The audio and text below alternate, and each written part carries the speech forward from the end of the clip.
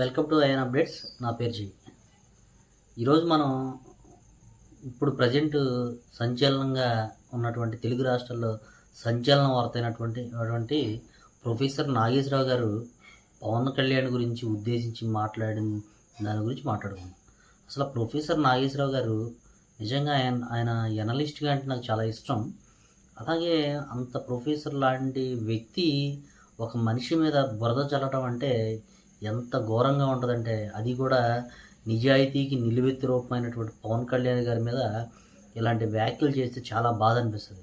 ఎందుకంటే పవన్ కళ్యాణ్ గారికి రాజకీయంలోకి రావాల్సిన అవసరం లేకపోయినా, అలాగే వైఎస్ఆర్సీపీ తరఫు నుంచి కానీ కాల్డ్ కొంతమంది పర్సన్స్ కానీ పవన్ కళ్యాణ్ గారిని ఎంత విమర్శించినా కానీ ఆయన నిట్ట నిలువుగా నిలబడిపోయారు. ఆయన ఫ్యామిలీని ఉద్దేశించి కానీ, అలాగే వైఫ్ని కానీ, మదర్ని కానీ, చిరంజీవి గారిని కానీ, లేదంటే ఇలాగ ప్రతి విషయంలో పవన్ కళ్యాణ్ గారిని ప్యాకేజ్ తీసుకుంటారని చెప్పి రకరకాలుగా ఎలా మాట్లాడాలంటే అలా మాట్లాడారు.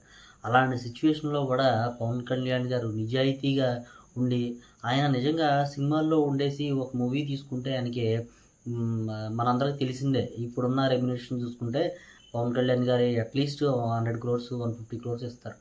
అది నగ్న సత్యం.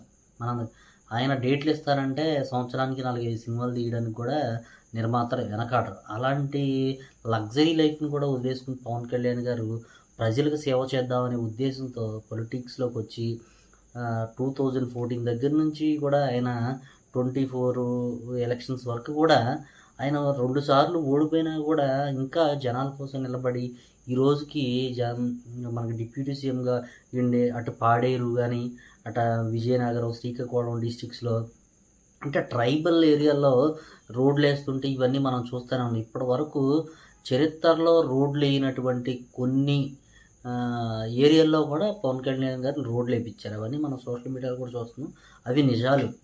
అంటే ఇన్ని సంవత్సరాలు, ఈ 75 సంవత్సరాల చరిత్రలో ఇప్పుడు వరకు కూడా రోడ్లు అయినటువంటి కొన్ని ఏరియాలకి వేయించడం, అలాగే మన అడవి తల్లి బాట అని చెప్పి ప్రోగ్రాం పెట్టుకుని అదంతా తిరిగి పవన్ కళ్యాణ్ గారు అలాంటి ఏరియాల్లోకి వెళ్ళి నక్సలిజం ఉన్నటువంటి ఏరియాలో కూడా వెళ్ళి చేసి మళ్ళీ డిప్యూటీ సీఎంగా వచ్చి గెలిచి 100% స్ట్రైక్ రేట్తో గెలిచిన తర్వాత మళ్ళీ ఆ ఏరియాలకు వెళ్ళి రోడ్లు వేయించడం, ఇవన్నీ ఇంత మంచిగా చూస్తుంటే ఆయన మీద బురద చల్లేయడం.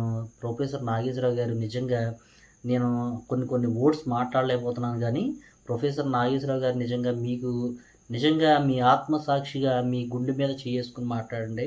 పవన్ కళ్యాణ్ గారు నిజంగా నరేంద్ర మోదీ గారి దగ్గరికి వెళ్ళి, నాదెండ్ల మనోహర్ గారు అలాగే పవన్ కళ్యాణ్ గారు వెళ్ళి వైఎస్ జగన్మోహన్ రెడ్డిని అరెస్ట్ చేయించండి అని చెప్పి అమిత్ షాను అడగటం జరిగిందా?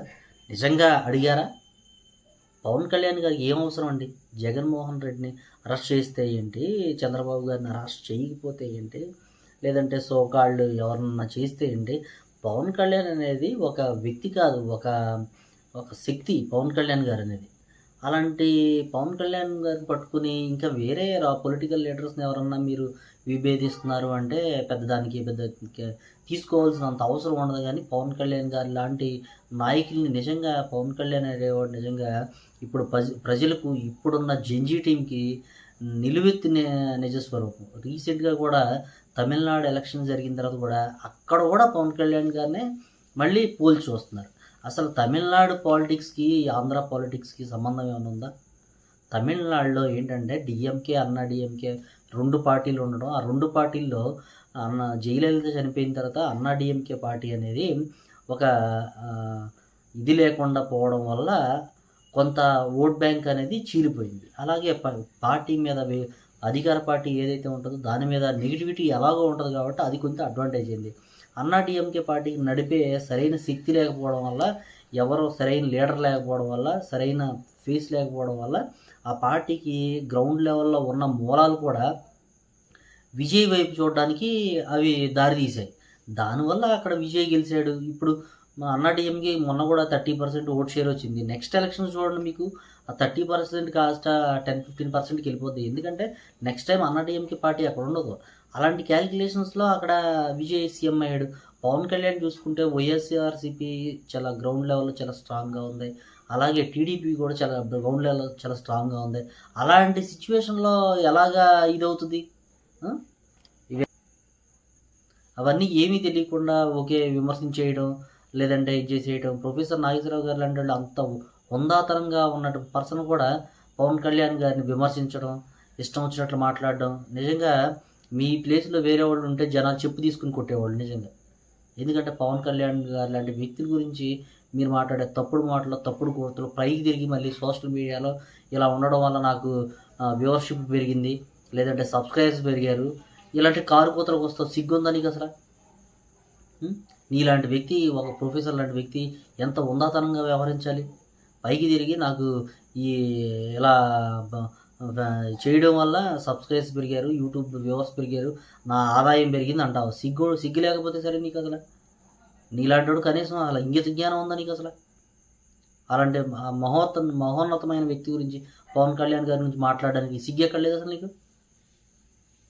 నీ ప్లేస్‌లో వేరే వాళ్ళుంటే నిజంగా మా వాళ్ళు చెప్పు తీసుకొని కొట్టేవాళ్ళు.